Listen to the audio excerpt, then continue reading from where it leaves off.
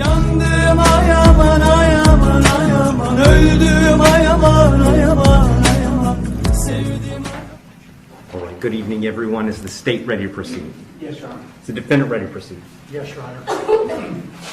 Sorry, it took me a little bit longer than anticipated, but there was a lot of information to consider. Let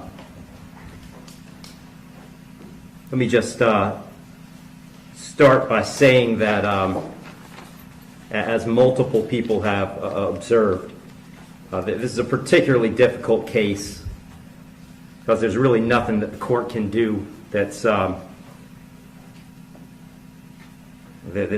capable of fixing the harm that has been caused to the victims in this case.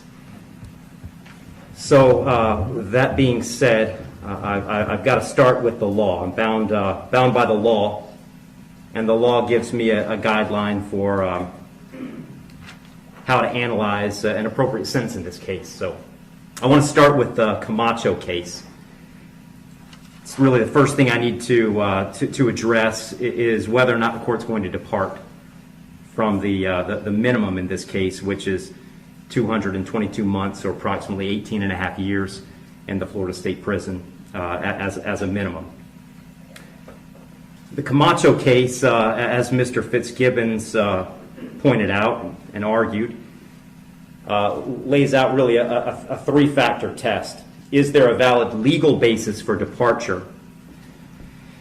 Is there competent substantial evidence that the facts support an application?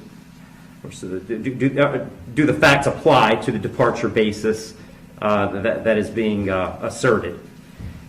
To both of those questions, I answer those yes. There is a valid legal basis for departure, and there is competent substantial evidence that would support a departure. And really, I'd find that as to all of the departure bases argued, with the exception of the disparity argument. I'll just comment on that one for a moment. The defendant has argued that an available basis for departure is the disparity between the guidelines and the sentence that Mr. Barano got. I don't agree with that. I agree that disparity could potentially be an available legal basis for departure. But in this case, I don't think it applies because I do think that there are important substantive differences between the facts as applied to Mr. Barano and the facts as applied to Mr. Heron. The state's put those on the record.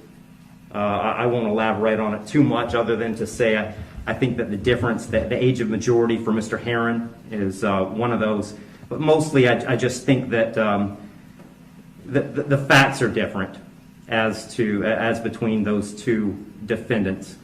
And so I don't believe that the facts in this case support that as a departure basis because I believe that a disparity in sentence between Mr. Barano and Mr. Heron is appropriate.